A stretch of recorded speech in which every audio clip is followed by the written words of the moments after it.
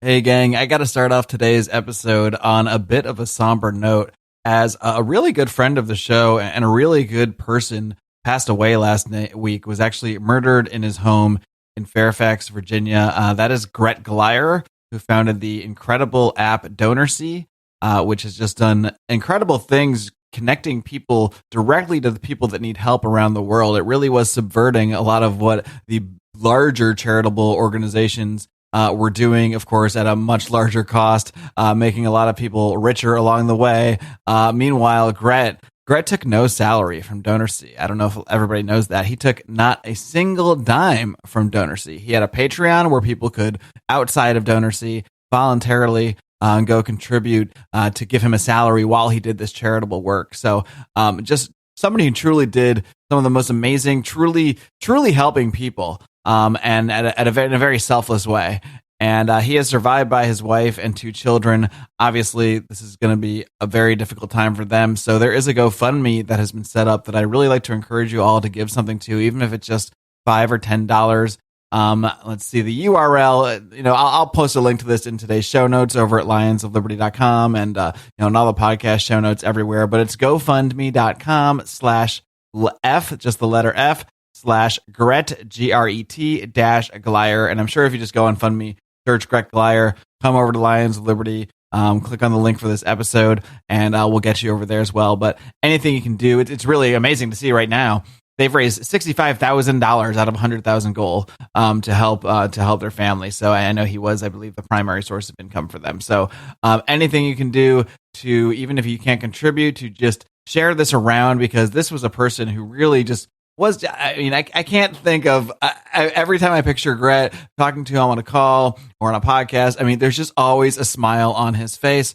Whether he's talking about horrible conditions in another country or, really serious topics, he just always approached everything with such positivity. And that really, really shined off him. I never had the pleasure to meet him in person. And I can't imagine the people that knew him in real life must have felt that even more. But it definitely came across in all of my interactions with him. And this is definitely someone whose family is absolutely worthy of your help and support. So please do head over to GoFundMe. Again, it's GoFundMe.com/F/Gret-Glier.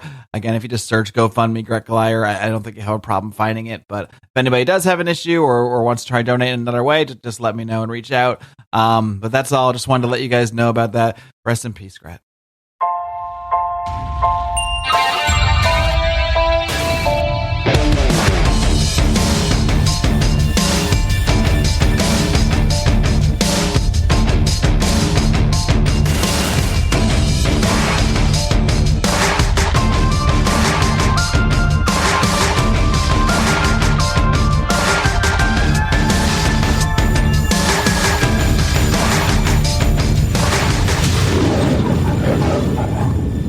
All right, guys, just last week, I did a live stream with the academic agent, someone who, as you'll hear in the interview, I actually know from, probably about a decade ago from, let's just say, another life. But yeah, he does amazing work over at the Academic Agent YouTube channel, and I recently read his book, The Populist Delusion, so I wanted to have him on to talk about it. Of course, you could have seen this, you could have watched this live or before anybody else if you simply supported Lions of Liberty on Patreon at patreon.com/Lions of Liberty, over on Locals, lionsofliberty.locals.com.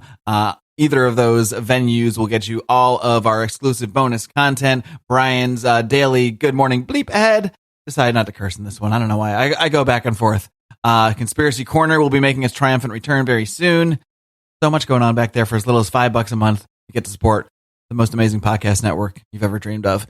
But that being said, time to get to my conversation with Academic Agent. All right, I am here now with the gentleman who runs the YouTube channel, Academic Agent. He is also the author of the book, The Populist Delusion, which we'll be discussing more of today. Very pleased to welcome the Academic Agent himself. AA, are you ready to roar or what? Absolutely. Thanks for having me, Marc. All right, well, sure thing. And, before I get into the work you've been doing and everything you've been talking about, writing about as far as politics goes, I have to let people peek behind the curtain a little bit and clue people in on how we kind of have known each other for some time now, but in a very non-political way. You and I were both involved in some sort of old school wrestling podcasts a number of years ago. And I actually looked back, so I know exactly when this was. It was in 2017 that you were chatting with me, like, "Hey, aren't you into this libertarian stuff?" He's like, "I've got you," and you said, you've been kind of getting into the politics stuff too. You had sent me a video you had done breaking down like the different types of libertarians, and I was like, "Oh, that's pretty cool." Parv's getting into this libertarian stuff, and then fast forward 5 years later, and I'm listening to my friend Pete Quinones, and he has this guy Academic Agent on his program, who I had never heard of before, or so I thought, because I really recognized that voice. And I was kind of racking my brain. Where did I recognize that British charm, that British wit, that biting humor from? And sure enough, it was you. It was the same person that I had known from those same old school wrestling podcasts. So I'll let you take it from anywhere you want, AA, but why don't you just kind of take me down the journey of how you became someone who, I guess, invested a lot of their time and effort and energy into analyzing and breaking down, 70s and 80s pro wrestling matches, into putting a lot of that time and energy into the realm of politics. Yeah. Now that's an intro. Yeah.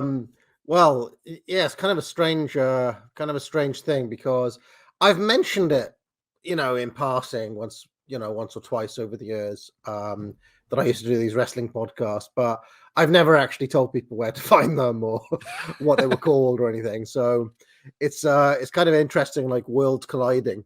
Yes, indeed. I used to find this back on, I don't really use Facebook anymore, but back when I was on Facebook regularly, when I'd have friends from different parts of my life meeting each other, like in Facebook comments and things like that. So I always found it like weird, and I wanted to keep the different parts of my life segregated. But well, I have just broken the worlds. I've broken the multiverse open here. But what can you do? I think it was only a matter of time before so you got found out, right? Yeah.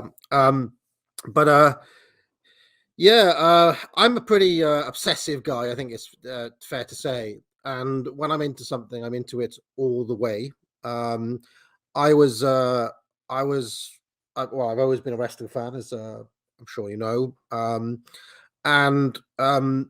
We really went pretty deep on some of that stuff back in 2013, 2014. That's putting it really lightly. Yeah. I mean, when I say deep, I reckon we're talking about top like 0.5% on the internet, where we were kind of like what do you call it, like Dave Meltzer revisionists or something. Sure, yeah. We want to overturn the wisdom. So I guess the revisionist aspect has maybe always been in your blood in some way. Yeah, maybe the overturning of the conventional wisdom, right? Where it was like, well, because the internet culture had grown up, and it was like, well, if a guy does a headlock, that's a rest hold. It was just like, Jerry Lawler, he's a terrible worker. He just all he does is punch. Is that it? Where are the moves? Do you remember all of that? Oh, I do. Yeah. If they're not doing a 360-degree flips around, then they're not wrestling.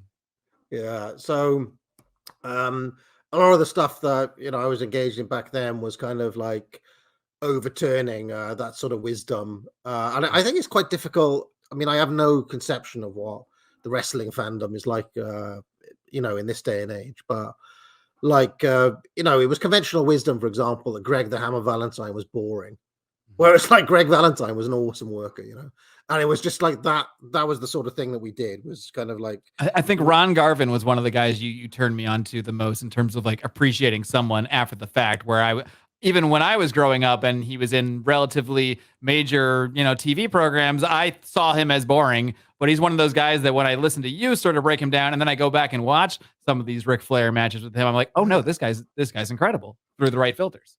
Yeah, you always want Ron Garvin in the Techwood studios with the flags. little 10 minute sprint brawl. He was fantastic at those. But anyway, I think we were going pretty hardcore on that, and basically I ended up getting burnt out by we did this massive project, if you remember, trying to find the greatest wrestler ever. And even back then, Mark, there was strange notions creeping in, even in wrestling, like, social justice themes and things. It was like, hold on a second, what we have to represent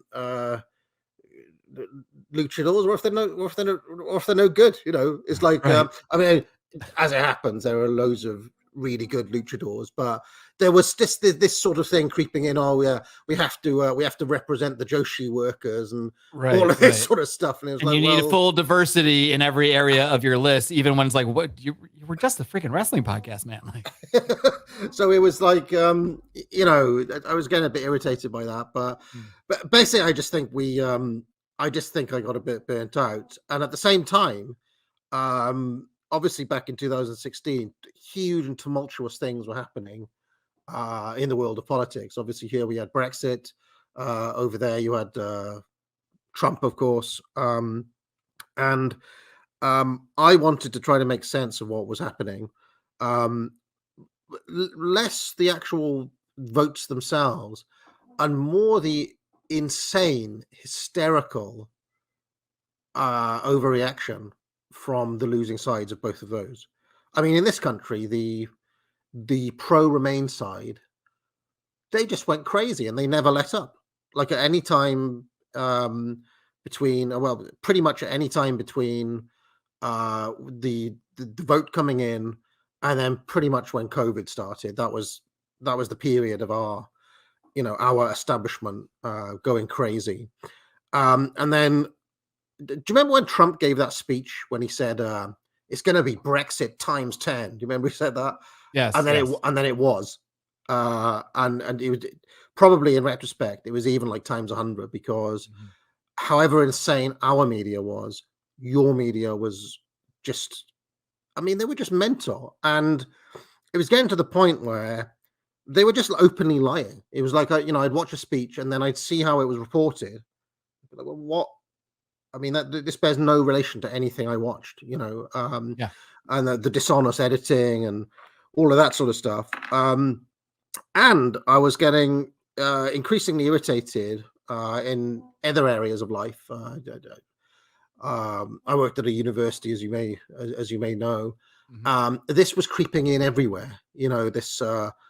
This kind of strident, earnest need to label everything racist or sexist, or it was really getting like insufferable at that time in 2016.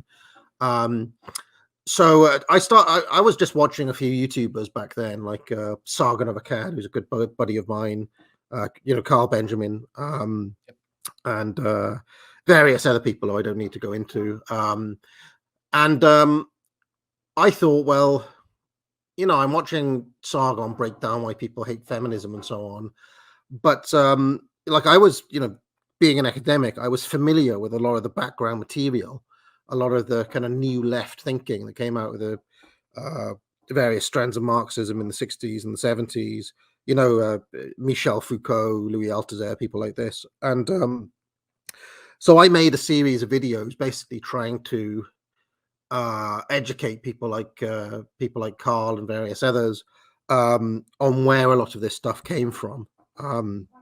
Back then, people called it cultural Marxism.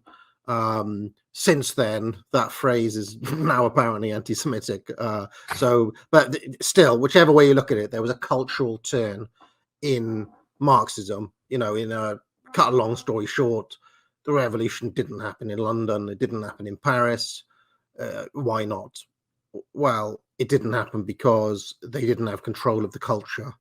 It didn't happen because capitalism was able to dupe the masses into believing they were free through ideology. This is the kind of basic new left thesis. So in order to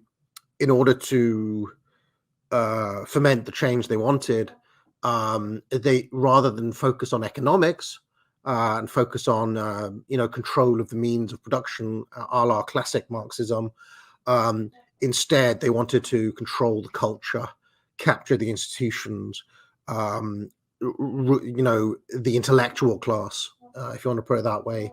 And basically they were successful. that plan worked, as far as I can tell. So yeah, when I first made my channel, I wanted to outline that sort of stuff. But then obviously when people start watching you in fairly big numbers, you then have to start justifying well, what do you stand for? And I was always pro-capitalist. I was always pro. I thought the market worked. I thought it was just a no-brainer. I remember the Soviet Union and communism, and I just couldn't believe. I literally couldn't believe there were still people knocking around in the middle of the 21st century, still having these arguments about communism is a better system and all of this sort of stuff. So when I very first started getting into debates with people, it was on that topic. You kind of immediately got pushed into socialism versus capitalism. And then, of course, years ago, I'd read some economics. I was familiar with a book called Freakonomics. I don't know if you read that years ago. I'm aware of it. Never read it. Yeah. And then going to Thomas Sowell, who's a Milton Friedman. I was aware of Milton Friedman before. I was a fan of that series, like Free to Choose, all of the kind of classic libertarian stuff. And then, of course, you quickly get into the Austrian school versus the Chicago school, and the Austrians have better arguments. Let's face it. Even today, they have better arguments, right? And so, I then, as time went on, started making videos on economics. Because it struck me that a lot of people just didn't understand even the very basic econ, right? So a lot of the stuff on my channel in 2017, 2018 was just kind of like free market econ 101 type stuff. But how can I put this? I sense that I even back then I sensed that there was some aspect of the analysis that was missing in people like Murray Rothbard and Hopper, who was big at that time. Everybody was reading Hopper, right? Democracy, the God That Failed was a good book. Still a good book. I read that and I thought, well, there's something not working in on what they call liberal democracy. There was also a book by Brian Kaplan. Do you remember that? It was about how the incentive structures of democracy don't work. I'm not a particularly big fan of Brian Kaplan, but he wrote like his version of Democracy, the God That Failed as well, which I remember. I quickly saw that there was something not working with democracy, and that the wedding of liberalism and democracy wasn't quite right. That democracy isn't liberalism. In fact, democracy leads directly to socialism every time. So my thoughts started to move against democracy, I guess, with that sort of stuff. And then the real thing that kind of set me on the path to where I am today. I mean, I'm not a big one for labels. These days, if I'm forced, I'll call myself something like a postmodern traditionalist, whatever that means. But just enough terms to confuse anybody. Yeah, exactly. It basically means that I have traditional values, but I still watch Seinfeld or whatever. I read a book by James Burnham called The Machiavellians, of which the Populist Delusion has been described as a kind of modern update of Burnham's Machiavellians. James Burnham was he was a Trotskyite who then became a conservative thinker around the time of the Second World War. He's called by a lot of people the first neocon, although that is not quite inaccurate, just because neocon has all sorts of associations. And where Burnham was, he was very hawkish on the Cold War. But if you read his later book, Suicide of the West, he is not a neocon in the same way that someone like Jonah Goldberg is, right? He's a very different type of character. But anyway, this book, The Machiavellians, which is a really kind of hard realist look at politics and power, it kind of flicked a switch for me, and it changed the way I understood politics, period. And once it's like, I mean, people talk in terms of like red pills and black pills and so on, but I don't know anyone who can read the Machiavellian and still come out the other side as a liberal Democrat. It's just not possible. And so the first thing I wanted to do after reading that was to bring this realism to the libertarians, because I was in with the Mises crowd at that time. In fact, I even gave a few talks at the Mises Institute trying to bring the elite theory into there, because I thought that actually the libertarians should have the same view of power, right? They should. I mean, they're trying to understand things the same as everyone else. It's just that they want the free market society. And so I did my best to introduce those guys to elite theory. I think broadly speaking, they, as far as I'm aware, like Jeff Deist and Tho Bishop and those guys are,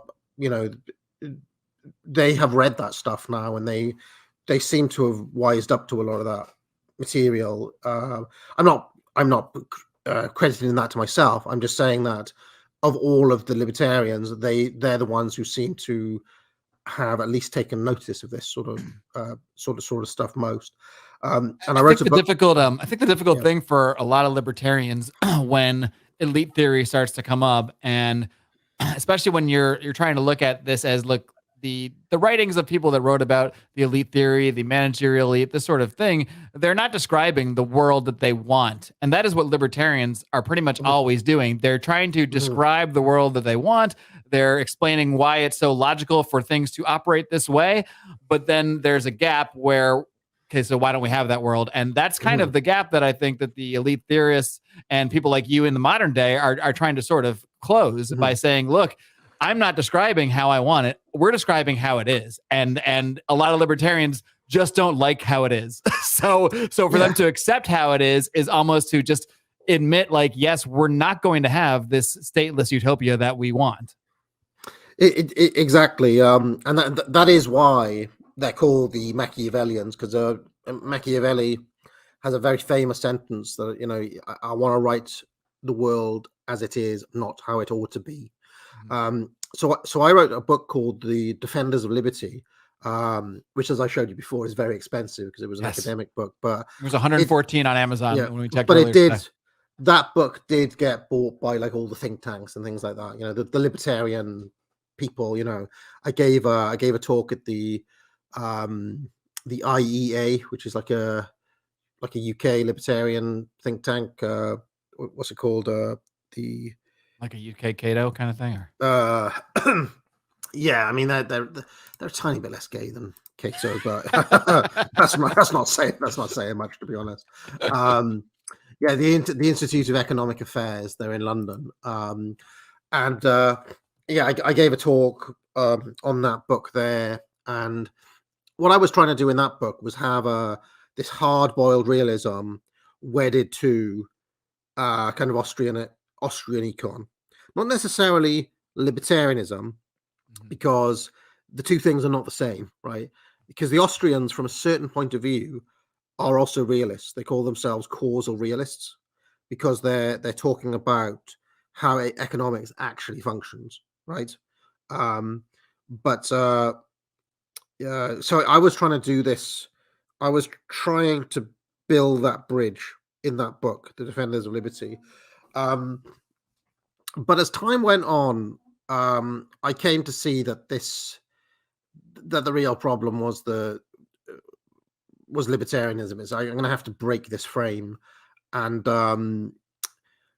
shortly after that book came out, I really started to then start critiquing libertarianism. I did a whole set of videos really attacking some of the a priori assumptions of libertarians. In fact, I recently did a retrospective series where I re-released a whole load of videos that I've done over the past 6 years in kind of a box set, if that makes any sense. So, and one of those retrospectives, I think part 11, is called Critiquing Libertarianism. It's about 4 hours long. People can go and watch that in their own time. But yeah, if you're looking for like flashy 6-minute breakdowns, you're looking to the wrong place. Academic Agent really breaks things down in an extreme degree, but that's what you're here for. Yeah. So I came to see a lot of things. So if you really understand what people like Burnham are talking about, the first thing is that we don't live in a system that you could call capitalist. Okay. In fact, the words socialism and capitalism are basically meaningless and have been since about the 1940s. He describes something called a managerial revolution, whereby the old school entrepreneurial capitalists, that is your Henry Fords, your Walt Disneys, your JP Morgans of this world, who were they were the classic entrepreneurs that Mises talks about. They have an idea, I want to sell cars, they sell it for the best price point, and they reach they're made rich because the people have voted them in and out of power. Like they voted to watch Disney movies through purchasing tickets. They voted for Ford by buying cars, right? This is the classic libertarian explanation or free market explanation for these sorts of figures. But Burnham says that basically in the time of FDR, so in the 1930s, the New Deal era, but not just in America, right around the world, right across Europe. In Germany, obviously, you had the National Socialists who came to power. In Russia, you had the Soviet Union. He basically says that these three systems, the National Socialists in Germany, the USSR, and FDR's New Deal America, were three managerial states. There were three varieties of basically the same system. Okay, and that the differences between them were only cosmetic. Now, some people may think that's absurd, right? But let's think about how a company goes from being entrepreneurial to managerial. Okay. In fact, we've seen a very, very good example of an attempt to make it go the other way. Okay. Do you remember when Elon Musk tried to buy Twitter a couple of weeks back? I do. I'm old enough to remember that. Yeah. Yeah. This was huge news. Now, Elon Musk is one man, and he was trying to take a company that was under managerial control. That is, the share ownership is dispersed. If you look into who owns Twitter, or who owned Twitter before Elon Musk got involved, it's dispersed among many, many, many different shareholders. And typically, on most massive multinational companies, you'll see the same few names crop up: Vanguard, BlackRock, 5% BlackRock, 5% Vanguard, various other investment firms. Sometimes you'll see other corporations have an investment wing, Coca-Cola Investments or whatever own 5% of Twitter. You'll see certain wealthy individuals, but these are all like the people who own the shares. But who actually has functional control of that company? Is it the shareholders, or is it the people who sit in the executive management suite? It's the managers who have control. And in fact, Twitter, I can't remember the name of the guy now, the new Parag Agrawal, is it? Like literally a manager for hire is the new CEO of Twitter. Jack Dorsey, even when he was in charge, only had about 3% stake in Twitter. He was never like an old-fashioned entrepreneurial capitalist in the manner of a Henry Ford, who had executive, almost monarchical power over the company. And so in this way, I'm itching to get the WWE Vince McMahon analogy in here, because I think it could probably fit in a very similar way. Yeah, I mean, Vince. I think Vince is in the middle of a managerial coup, right? Yes. All of this stuff about him. I mean, I've been telling people have been telling me about this all week because they know I'm into wrestling, and I'm just be like, listen, Vince has done this 100 times before. He'll land on his feet. He always does. He might not, but I'd be really surprised if Vince doesn't die the owner of WWE, right? But yeah, I mean, Vince is pretty much the last of the old school entrepreneurs. I mean, can you think of another one of that? Yeah, I mean, in terms of like perhaps WWE is a public company, but he controls all the shares to make it still make it essentially his company. So I mean, he pretty much is like the last of that breed. Yeah. So essentially, the system, if you want, is going from a system like, just Vince in control on his own. In fact, we really got to get nerdy. It's like it's like every company became like mid-90s WCW run by committee with Kip Allen Frey and Jim Herd and all these suits, I mean, it is a good analogy. It's bringing the managers, the executives, the TV people, so to speak, who don't necessarily know anything about wrestling, but they're the business people, and they're there to steer the ship. But that inevitably only ends up in with one thing. In WCW's case, it ended up in eventually the end of the company. Yeah, and in fact, I mean, WCW shows how the incentives of a managerial class are not the same as the incentives of the single. I sense a 4-hour academic agent video coming out of this, comparing the rise and fall of WCW with the managerial elite. But we'll let you work on that another day, maybe. Yeah. But essentially that happened to all companies. So now you have a corporation that has been seized by this managerial class. Okay. Now the important thing to understand about the managerial class is that they're not just corporate executives.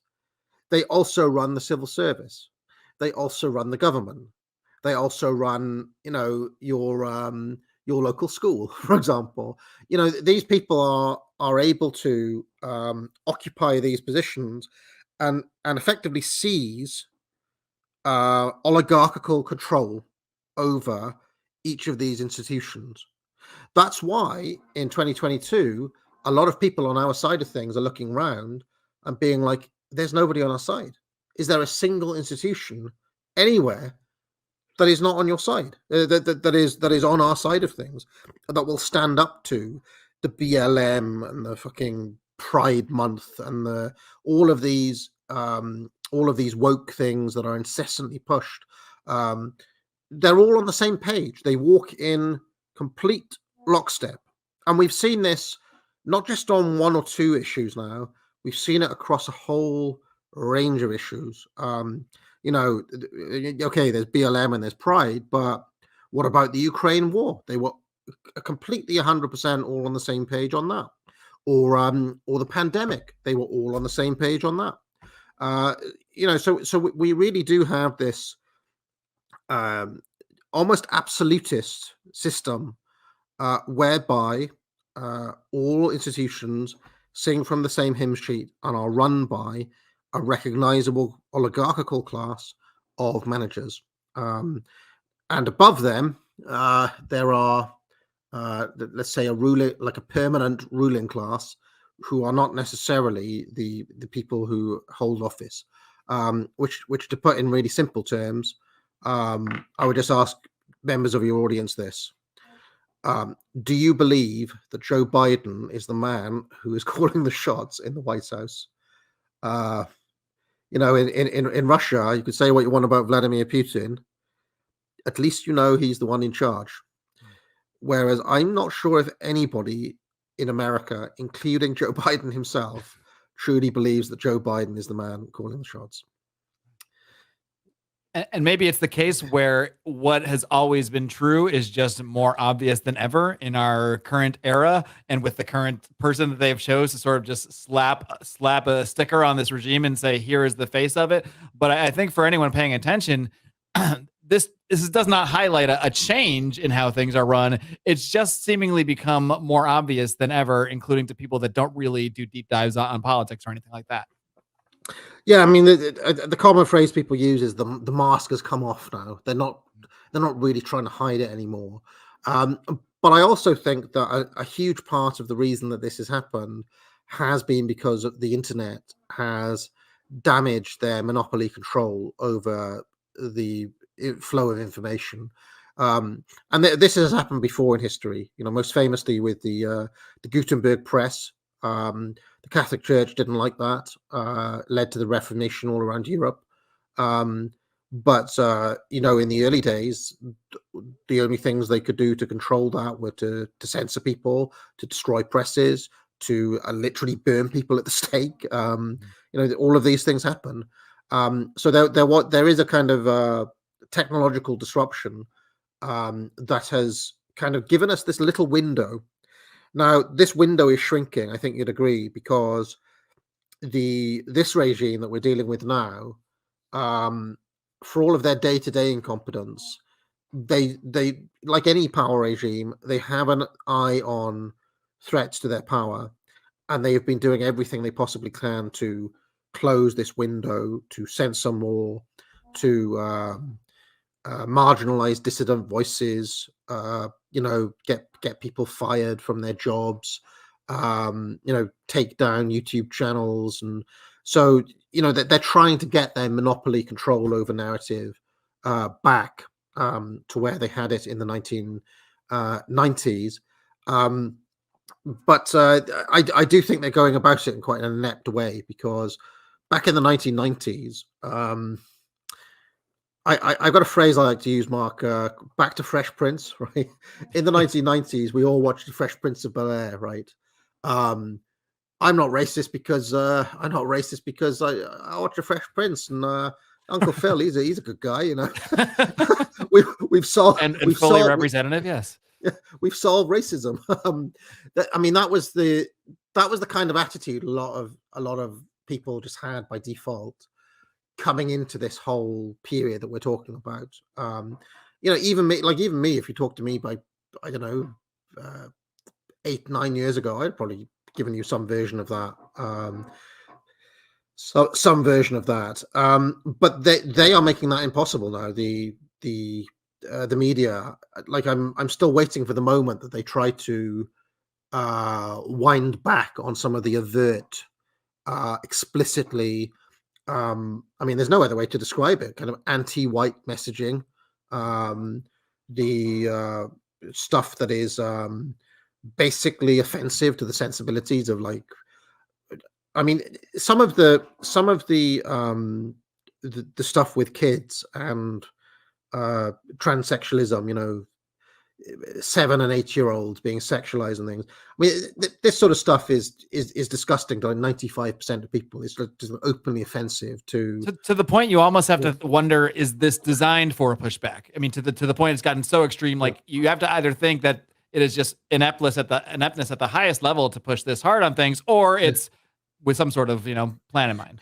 Yeah, it's hard to know whether it's just it's like, there are different theories, right? Some people have the Rwanda theory. In Rwanda in 1994, there was actual genocide, and for about a year beforehand, they did these radio broadcasts and TV broadcasts and posters and all sorts of things, basically prepping the population for what was about to come. And people have actually done comparisons between that sort of material and the sort of material that we are subjected to on a pretty much daily basis, and found similarities. That's one explanation. Another explanation that comes from elite theory and what some people call the NRX, the neo-reactionary writers, is something called bio-Leninism, whereby as a regime becomes more brittle, it starts to select for loyalty rather than ability. So back in the day, you would have had very skilled propagandists. One of the people I talk about in the book is a guy called Edward Bernays. He wrote a book called Propaganda.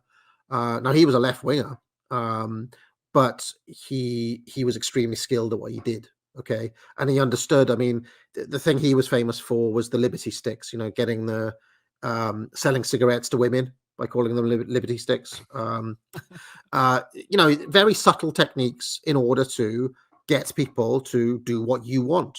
And his whole trick was they're going to do what you want, and they're going to think in their own mind that it's their own decision.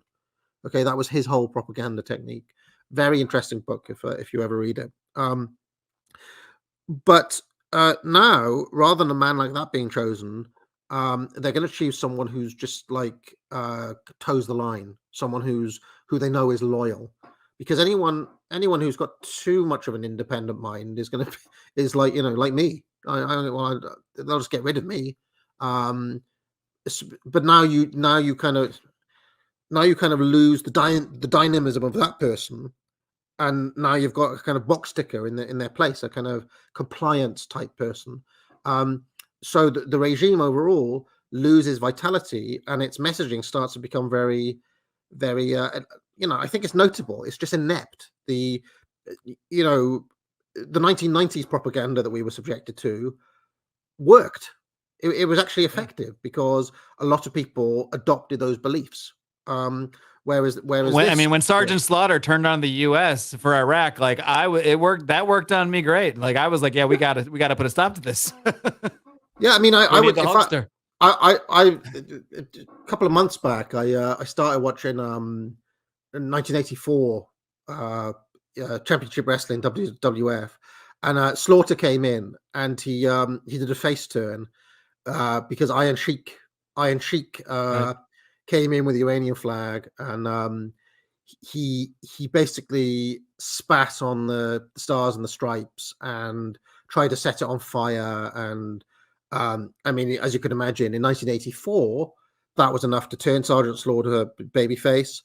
There was almost a riot in the building. The heat was electric. I reckon if you did that today, the angle just wouldn't work because not enough people, like the country is just not unified enough to and most people wouldn't even respect the flag that much. They still do try to play up the evil foreigner thing once in a while, but it never has that same kind of heat behind it as it would in the 80s. I mean, they probably cheer for the Iron Sheik these days, So you understand what I'm saying, right? This shows you that the overall aggregate effect of the messaging, it's gone from a kind of manufacturing of consent to a much more brittle kind of almost threat system where people are just scared to say what they really think. Whether it's cancel culture, whether it's take this jab or lose your job. I mean, it's definitely seems like the turn has been more just forget the trying to manufacture the consent. We'll have the brainwashed dupes. We'll always have everyone else. It's just the straight up threats at this point. So do you think that shows like a sign of weakness in the current regime or the current elites, or is it simply a change in strategy for one reason or another? It's very difficult to say. I do think part of it is just actual ineptitude on the part of some of these people who are in positions of influence and power now, especially second and third generation people who are literally in those positions because their father was a journalist or their grandfather was a journalist or something. There's a lot of I'm going to put this delicately, Mark. There's a lot of nepotism in the media. I'll just put it that way. And the current generation are a lot less careful with their strategies. They're a lot more in your face, and they're a lot more open about the sort of things they do. I mean, look at that Time magazine article. I mean, that says it all right there. So that they actually don't do the ABCs of concealment that they used to do in the 90s and the 80s. So that's one part of it. The other part of it is that I do genuinely think that the elites are aware of and are scared of populist sentiment. And they haven't really figured out a way of dealing with this. And so, in the book, I talk about how a regime can be, you can get a soft managerial regime, which is the regime that we're describing from the 90s that we're all used to. And you can get a hard managerial regime, like Stalin's Russia, for example, a coercive regime. The soft managerial regime is led by masters of persuasion, people who rely on cunning. Pareto calls them foxes, right? Whereas the hard managerial regimes are led by lions, people who are willing to use force and coercion.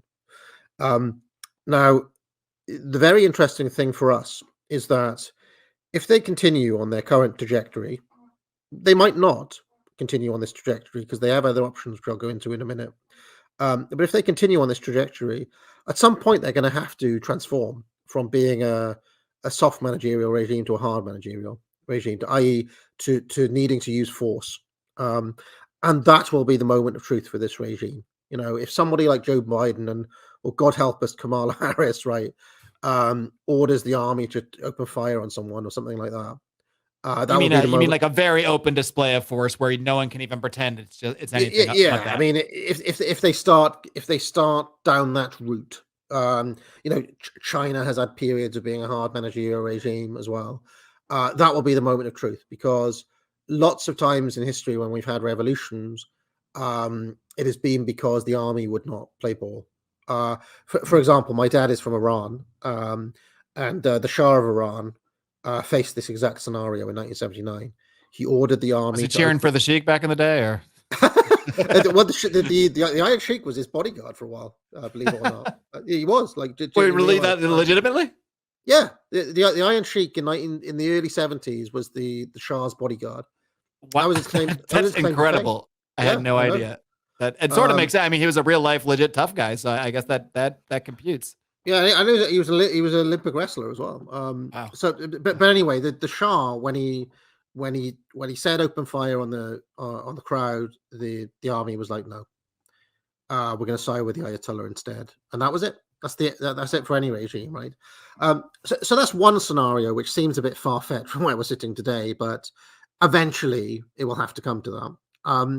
The other scenario, I think if the regime is smart, they'll take. Okay, and a lot of people listening to this are not going to like what I'm about to say. Okay, the other option to save the regime would be to give the right a few wins, right?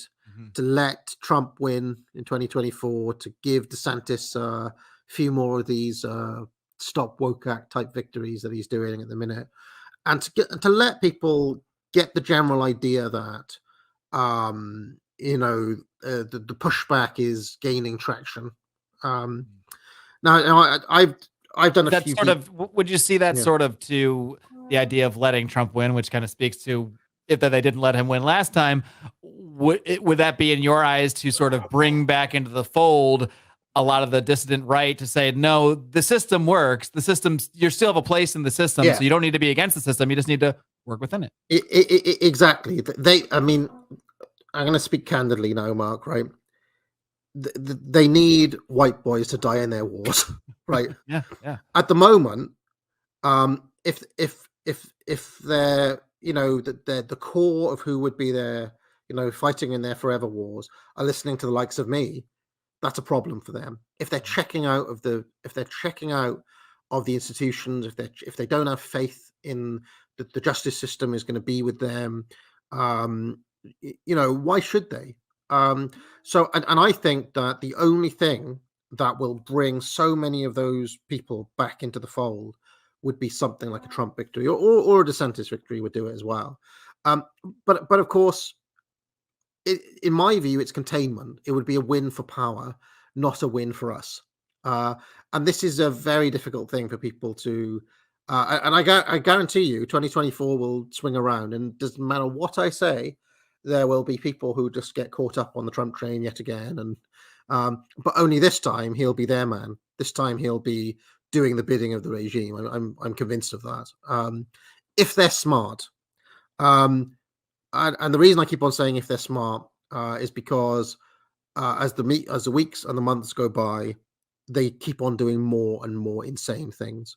I mean, this whole Ukraine war thing has just been mental. So, where Germany, like literally yesterday, Germany is facing the highest producer inflation since 1949.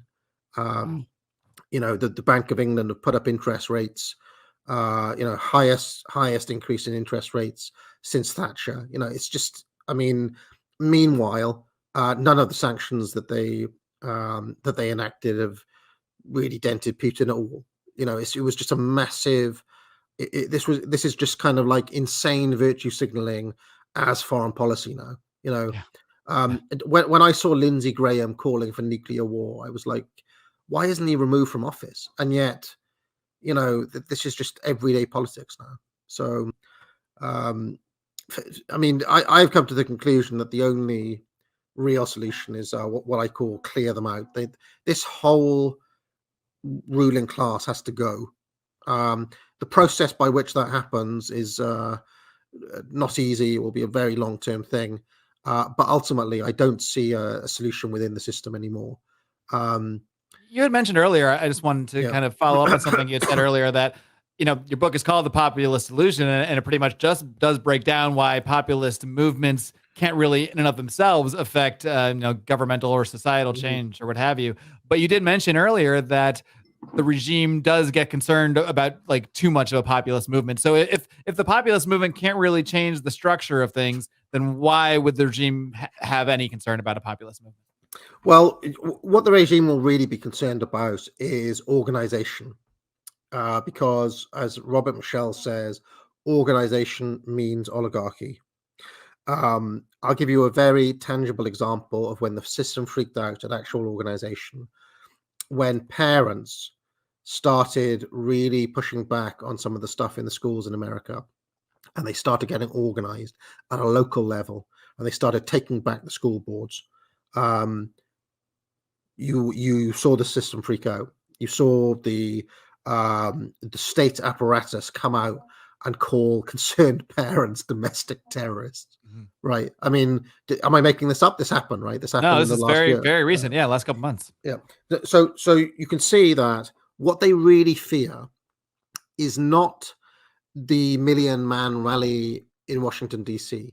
They can take advantage of that. They can get the FBI involved to misdirect people. As long as we're getting images of Baked Alaska taking pictures of himself in Nancy Pelosi's office, these are just massive wins for the regime, right? They can deal with that, because that is a disorganized rabble. Right. There's no threat to their actual power. Yeah, it's absolutely no threat at all to them, because the heart of power is not. It's ironic that they play up non-threats the most as real threats, like in the case of January 6th. Yeah, the real power always lies in the organized minority as against the disorganized mass. And what must scare them is the fact that if all of us, by which I mean what's known as the dissident right, this wider sphere, I don't know how many people that would be, but if people really started getting serious about organization, and a tight and disciplined organization, well, I mean, there's huge power in that. That's why they try to infiltrate and destroy any attempts at organization, right? That is why everybody on the right is always accusing each other of being feds, right? Or of everybody's scared of the half Fed. of them are, and half of the other half are paranoid of the rest are. So right, there you go. But this is a brilliant strategy of the regime to stop people doing the one thing that would actually make change. So, I think there's no way of winning through the system, because the system itself, it would be like trying to overthrow. All systems are absolutist. This is a Carl Schmitt. Ultimately said, there's a whole chapter on Schmitt. Like a liberal democracy is only ever going to give you a choice between liberal Democrat candidates, and liberal democracy means what does that mean? increasingly liberal democracy means whatever they want it to mean, right? When Viktor Orban wins an election, that's a threat to democracy. When Emmanuel Macron wins it, it's a victory for democracy, right? Whatever. I don't believe that there's any path to victory through that. I don't think you can trust the courts. I don't think you can trust any institution. I don't think you can trust, as we talked about, they control all parts of that game. So to me, it's like trying to win a game that's already been rigged against you. We have to win on our own terms, and those terms ultimately will be, eventually they'll be revolutionary.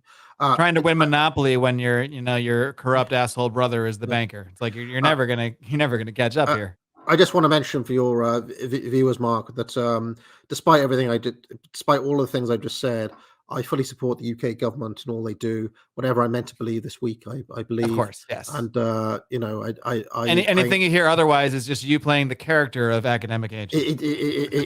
Exactly. And I encourage everybody else to fully support the current thing, whatever that is. But aside from that caveat, I don't see any other way. And unfortunately, the reality of the situation is that has to happen in America. If it's going to happen anywhere, it has to happen in America, because Europe remains occupied territory. I mean, this is just a fact. There are American bases I mean, Germany is literally an occupied country still. But the UK. You could have very good arguments about whether the true center of the pause is Washington or London, right? Because London has always been a particular node of the regime. But there's no way of any of Europe doing anything until the American lesbian stiletto is lifted from our. So that is a phrase I'm going to remember.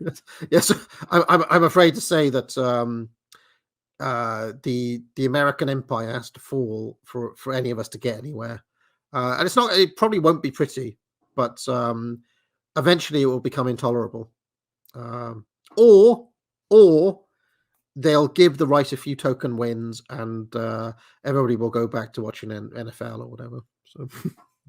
What would you say to those, and there are a good number of those probably in this audience right now, who have the idea of, and maybe it doesn't matter insert whatever ideology you want right here. In this case, it's the idea of libertarianism and freedom or what have you, that if we just let enough people know, it's due to their lack of knowledge about this amazing philosophy. If we just inform enough people that this philosophy exists, then we will see the change that we want. We'll see a more free society, et cetera, et cetera. I mean, you break down pretty well in the Populist Delusion why that's a fallacious idea, but what would you suggest otherwise? I would say to those that kind of have that idea and have that strategy, that if we just share our ideas, if we just convince enough people of our philosophy, that will change the regime as we see it. Yeah, I would say this is one of the biggest myths of liberalism. There's something I call the boomer truth regime. And I mean, I don't blame people for believing this, because we're pumped full of it, like in school and on TV. Millions of people marched in Washington. Bob Dylan played the guitar, and lo, there were civil rights. Martin Luther King gave a speech, and he was so convincing that he convinced everybody that civil rights were the way to go. This is the story that we're all told. But it's just not true.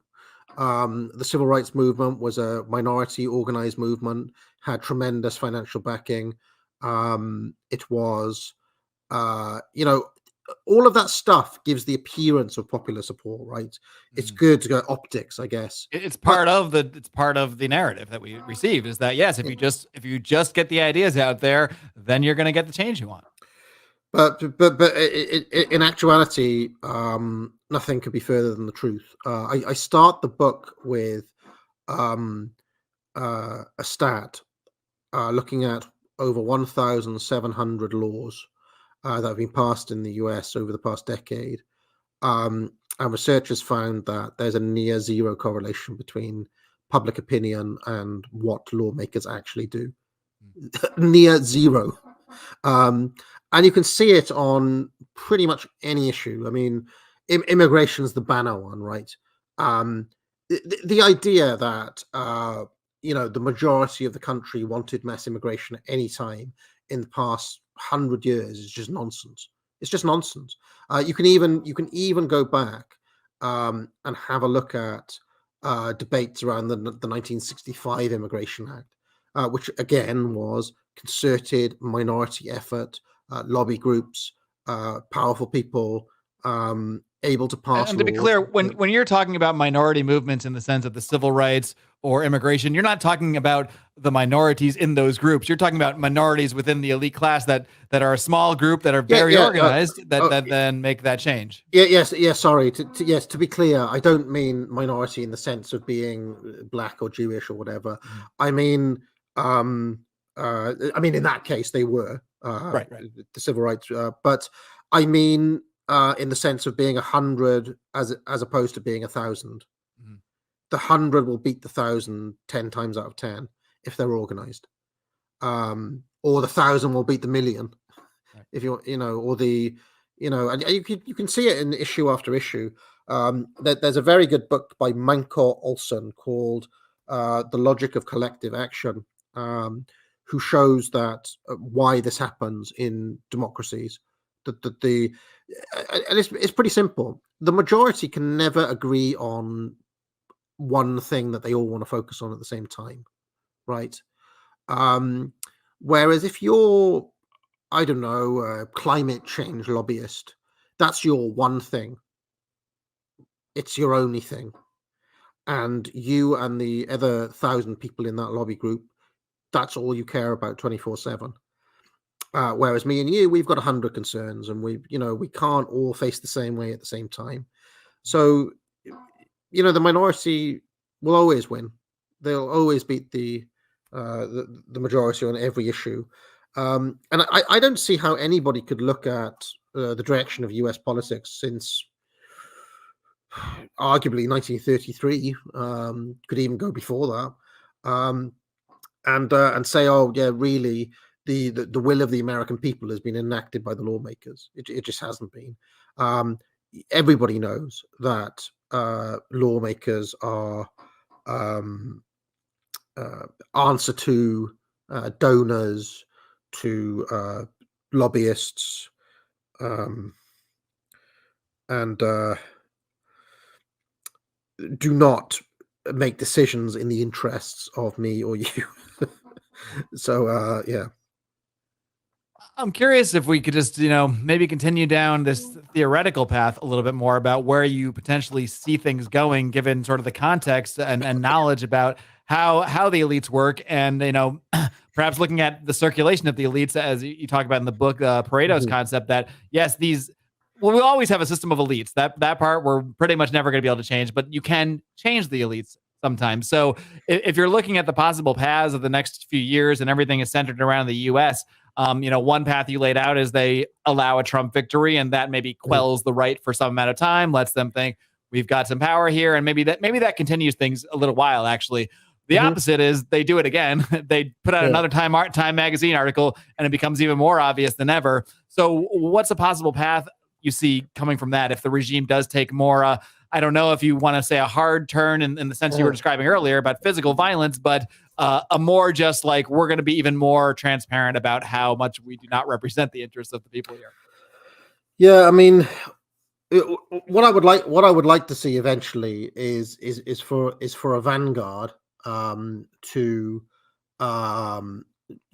push an organized resistance and eventually overthrow them to become a new elite themselves. That seems very unlikely as right now, okay? But as a long-term prospect, if things get bad enough, maybe that will happen. And maybe the stuff that we've been doing will lay the groundwork.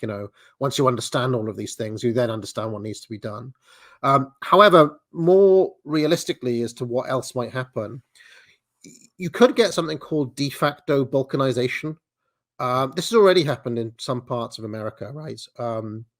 There are some parts of America where the police have just given up trying to maintain order. They've kind of outsourced it to gangs on the street, right? I mean, this has typically happened in certain black areas, like the areas of Chicago. The police don't even bother trying anymore. Areas of Detroit. I would say parts of my former home of Los Angeles and parts of California falls right into that as well. I mean, they have laws even saying we're not going to bother if you're stealing less than $800 worth of stuff. Yeah, I mean they've just given up. So essentially what you have, that's San Francisco used to call this anarcho tyranny in those places. Now, so far that's happened with what I would call client groups of the regime. Okay, there's another thinker I talk about called Bertrand de Juvenel, who talks about the high-low middle mechanism. Okay, power, the high, always has client groups, the low, who they use as a battering ram against the middle. Okay, it doesn't take a genius to figure out that the high-low middle mechanism in America today is using various minority groups in the other sense, right? Whether they be Latino, Black, LGBT, you name it, refugees, whatever. Women are a group they've tried to do this with. They use that and they say, well, we're fighting for your liberties against these oppressors. Okay. But the Juvenal does this thing where he goes all through history and shows how this was often the case. Like classically, the king would side with the peasants against the nobles, right? The high-low middle mechanism. The king with the peasants against the nobles. Julius Caesar's coalition was Caesar, the commoners versus the oligarchical class. In Trump's coalition, in a strange way, was similar, right? Only the other way. He was going to be the Caesar of the what did Hillary call them? The untouchables, the deplorables. That was deplorables. Yep. So Trump's coalition was kind of recognizably Caesar-y as well, but our high-low middle mechanism is, the elites, whatever you want to call them, the sort of class who support Joe Biden, and then a kind of underclass of people who, welfare recipients, you name it, who are then used to attack the middle, which is basically white middle class Americans who tend to be the target group a lot of the time. But anyway, the balkanization has typically happened among these client groups, but there's nothing to say that should the situation become bad enough that you don't start to see this happen in GOP areas, in white areas, in where you basically get self-governing white enclaves, a little bit similar to how you see that in South Africa. Now, obviously, it's pretty marked in South Africa because there's a huge population disparity, but I don't see why that wouldn't happen if they double down, like you said, Mark. I don't know what you think about that, because that situation could start to look Hoppian after a while. It's like part of me thinks this sounds great, potentially. I mean, considering all the options. The other part of me thinks, boy, a bunch of white enclaves, that just looks like a new target for proving all the everything the regime says about white people or what have you, or the latest why the whites are the oppressors. So that look, they're all gathering in these 6 areas now. Look what they're plotting. So I could see that working out a few different ways. I've actually seen the regime start to turn to really odd lines of attack. Like in this country, the BBC run articles like, the countryside is a holdout of white privilege. Why are there more black people in the country? It's like, well, there's nothing stopping them going for a walk in the forest or whatever. It's just, they just don't do it. But you understand that they always recognize these little pockets of, it doesn't matter what it is. It can be like, tabletop RPG games, any little area that white men want to keep for themselves. Or oh yeah, now there's articles that like, are you if you're too much into fitness, there's a decent chance you're running in white supremacist circles. It's like now just taking care of yourself is considered white supremacy. Yeah, so they've always got their eye out for these sorts of things, but I just struggle to see how things won't go that way if they don't start winning people back. Because I do get the impression that because if they didn't lose people over the Trump business, there's also the COVID, and then there was also Ukraine. And a number of loyalty tests in a row here. Yeah, I mean, there's just been like one too many of these shit tests, basically, and they come thick and fast. I think there's something about the business model of the media at the moment where it's a constant, it's like a constant state of like hyper anxiety, that they have to keep it. There's always like, it's not just a threat; it's like the biggest threat in the world. Yeah. Roe versus Wade being overturned, you name it. Obviously, like a week later, everybody forgets again. So they need a new thing. But it's just not sustainable. You can't be like that all the time. So something will have to give somewhere. Yeah.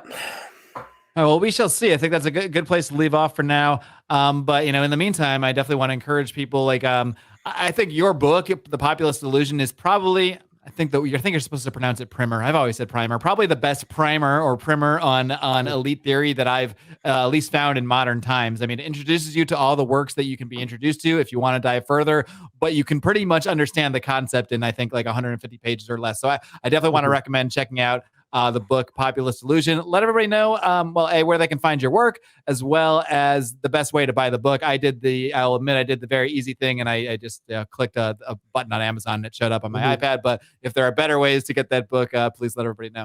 Well, if you want to give more money to me, you can buy it. Yes, that's what on Imperium Press. But a lot of people have bought it on Amazon. It was number one on there for a while. It was ironic. It was number one in the category of elections and democracy. that is a grand irony for sure. I will say as well that I did try to write the book from not from any particular point of view. So it's not like even though it's called The Populist Delusion, and even though I'm people think of me as a right winger or a reactionary or whatever, very little of that is actually in the book. You could easily read the book as a libertarian or a left winger. Sure, yeah. And you could have no idea what your true beliefs are, which is very, a lot of the writers you talk about, it's similar. I mean, a lot of them had like different, obviously, different political preferences as you sort of refer to them. But the thing that they all have in common is that regardless of their preferences of what they'd like to see, they're all attempting to just describe things as they are and as they occur, with those beliefs sort of being a separate thing to discuss. Yes. Yeah, I mean, you could even read it and come to the really dark conclusion that as shit as our regime is still the best one. God help me if anybody comes to that conclusion, but still, I guess it's possible. Yeah, depending on your preferences, you might say, all right, well, this is working out great. Thank you so much, AA, for coming on. And the last thing I gotta ask, when you were coming up with your sort of pseudonym of academic agent, how much of the motivation was that so you could just be called AA, just like the great Arn Anderson? Well, I mean, I have to tell you a story about that. Please, yeah. When I first made my channel, I called it Academic Anti-SJW. And I emailed Sargon, Carl Benjamin, and he said, you've got to change that. He said that will be cringe very soon. And that was the best bit of advice he gave me. So I just needed something else. And I was like, well, inside agent sounds I can't even remember the last time I actually heard SJW. That term has totally fallen by the wayside. Yeah, exactly. So I basically changed it on like day one when I made my channel. And It's a cool name though. I've stuck with it. So it works. It works, and it's not something you have to change based on the whims of the talk of the day or what have you. Great. Yep. Thank you so much, Parv. Really enjoyed talking to you. And again, I highly recommend following Academic Agent on YouTube. Check out the Populist Delusion. AA, keep up the great work. Keep on roaring. Cheers. Alrighty, I hope you enjoyed my discussion with Academic Agent. Really do got to recommend the Populist Delusion. Really easy read. And if you've heard a lot of talk about elite theory, you heard this conversation, want to get a good grasp on it without reading like 10 or 12 really, really large books, you can read one really, really small book and at least get an idea of some of the conversations we've been having. I discussed this as well with Pete on the Pete Quinones show last week. So be sure to go back and check out my appearance on his show. And don't forget, of course, do check out that GoFundMe. Please, I do really want to ask you again, you can listen to Gret Glier's previous interviews on Lions of Liberty. You can just tell what a fantastic person he is. And he really created a revolutionary technology that is truly changing people's lives. Getting a couple dollars can literally like feed people for a week or two in some of these countries, like Malawi, where Gret spent a significant amount of time. So I really do want to encourage you to head to GoFundMe.com/F/Gret-Glier, or just head to GoFundMe, search Gret Glier. If you have any problems finding how to do that, please reach out to me. I'm sharing that on Twitter now as well, on my Twitter account at Marc D. Claire, so you can check it out there. Of course, I have to do the promotional things as well. So if you want to hear interviews like this a little early, again, patreon.com/Lions of Liberty or lionsofliberty.locals.com. And of course, follow my Substack, marcclaire.substack.com. Please do check out a lighter hearted fare on the Second Print Comics podcast. But last week, I went on a rant on one of my favorite comic creators of all time who just wrote the dumbest COVID-related story I had ever read in my life. If nothing else, you got to go check out episode 99 of the Second Print Comics podcast. I'm just going to say it right now. If you've enjoyed my rants on this show about politics, I think you're going to enjoy at least the top of the show. So go check it out. Go check it out just one time. Do me this one favor. Another favor, please go subscribe to my Lions of Liberty with Marc Claire feed, where you can find just this podcast, as well as some repurposed interviews, appearances I do on other shows. I'll probably post my appearance on Pete's show over there. So check that out as well. And while you're there, a 5-star rating and a great review would do some wonders. Again, thank you all. Until next time. Live long and live free, and live free, and live free, and live free.